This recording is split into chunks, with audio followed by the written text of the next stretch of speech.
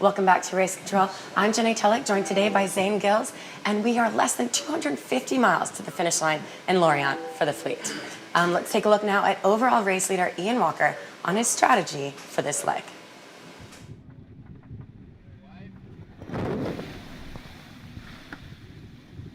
Well, it's been actually quite a good few hours for us. We've worked the coastline, lots of tacks, big waves, strong winds, so really hard work on the crew.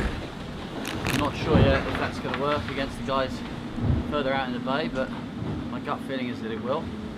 But most importantly, we've stayed ahead of Brunel, and we're still ahead of Mapfre as well by 1 mile.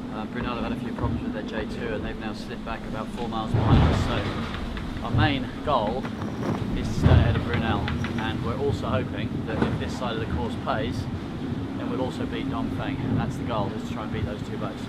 Nothing else matters, in fact. And nothing would please me more than SCA investors to get first and second right now. Take them away from anybody else. Pretty interesting answer, but at this point in the last race, you were sailing with Telefonica, you guys were still fighting for the lead for this leg, but what was your strategy then? Well, unfortunately at this stage of the race, we had some rough conditions as well, and for us the wheels literally fell off. We lost both our rudders, broke 2 rudders, so we were literally limping home. Oh no. Through the bay. Well, it has been tough for the fleet as well, the Bay of Biscay, serving up what we know it's famous for. Let's take a look at where they've gone overnight. Last night, the teams continued north into the brutal conditions of the Bay of Biscay. First attack back east was Team SCA, then the 3 behind joined as well, just before the expected left shift. The fleet from the shore attacked underneath, conceding their loss to the northern group and setting up a north to south spread of about 30 nautical miles this morning.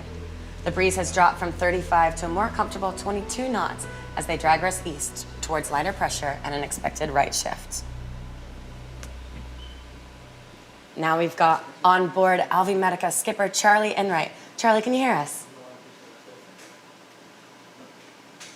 Charlie, I'm joined today by Zane Gills from Telefonica in the last race here in Race Control. Can you hear us now?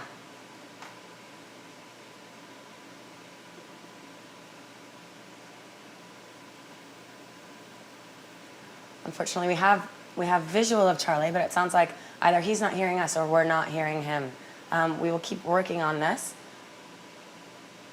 We'll see if we can see it, if it's working now. Charlie, you can hear us, but let's go again and see if we can hear you. Okay, unfortunately, no audio for Charlie, but let's talk a little bit, Zane, about where they are currently in the fleet. We can see they're middle of the pack, drag racing east. What do you think their play could be from here? I think SCA have got quite a good coverage over the other boats there, quite good leverage. So they're just sort of holding on to the lead there, quite a dominating position really. Whereas the more southern pack are basically jostling for position. I think you probably would want to see Brunel, maybe Mapfre, somewhere like that, to tack over first and just try and get a good shift and get some miles back on the leaders. But SCA very strong at the moment, I'd say.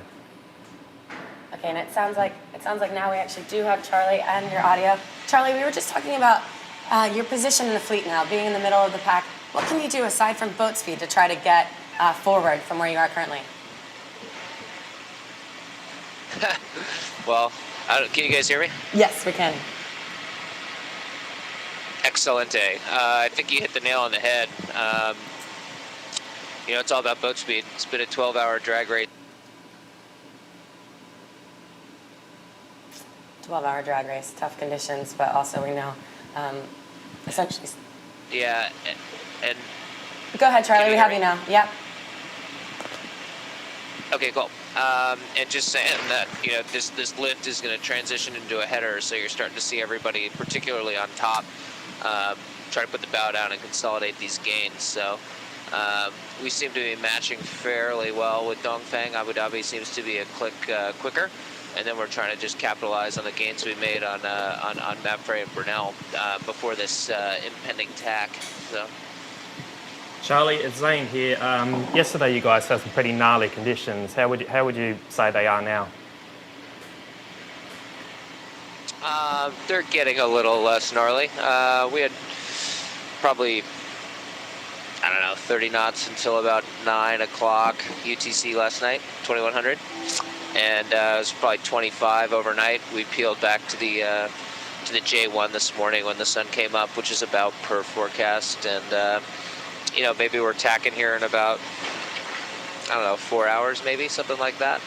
We could be tacking in mid-teens. The sea state seems to have died down a little bit, so you know, most probably a lot of the rough stuff's behind us, so just trying to get the boat going as quickly as possible in whatever conditions we're handed, really. Yeah.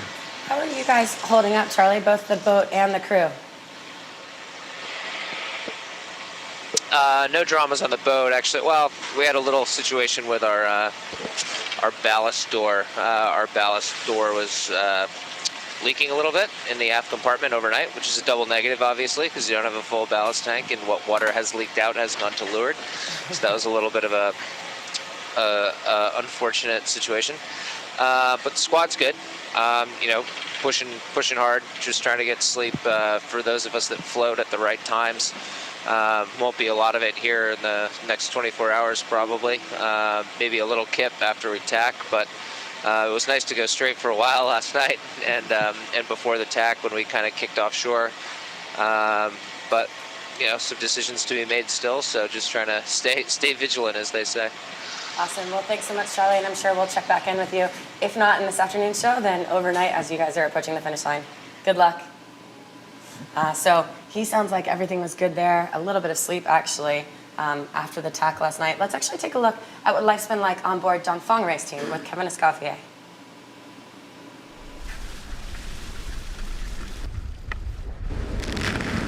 I think we had less wind than expected.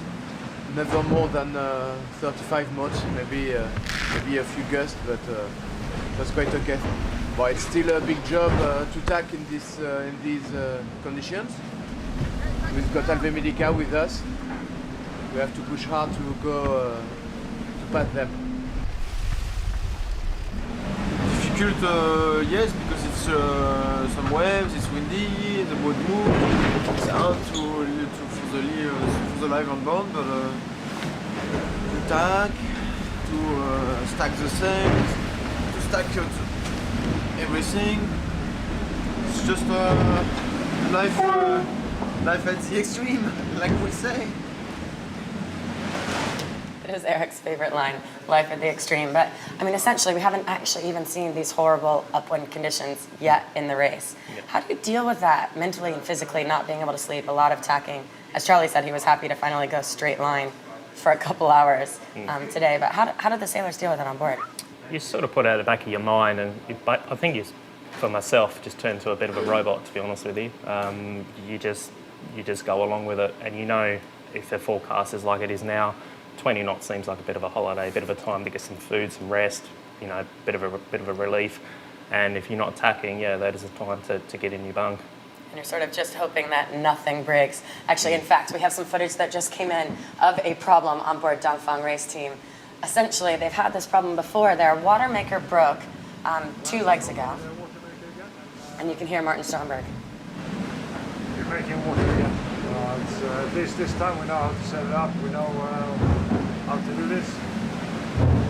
I haven't forgot how to pump, so we should be okay.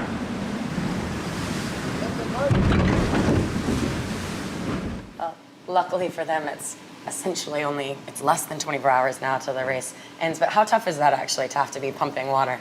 Yeah, it's tough. Yeah, I mean, fortunately, they probably don't need so much fresh food, but yeah, drinking water, it's a lot of work. I mean, it's probably one of the last things you need at this stage of the race. Even when it's windy and cold, you're still windy and bumpy, yeah. Well, hopefully the breeze will die for the teams overnight. We are expecting them to have an ETA of about 4 a.m. UTC, sunrise in Lorient tomorrow. We will be back at 4 p.m. UTC here with the next show and a more current update on the fleet. We'll see you then.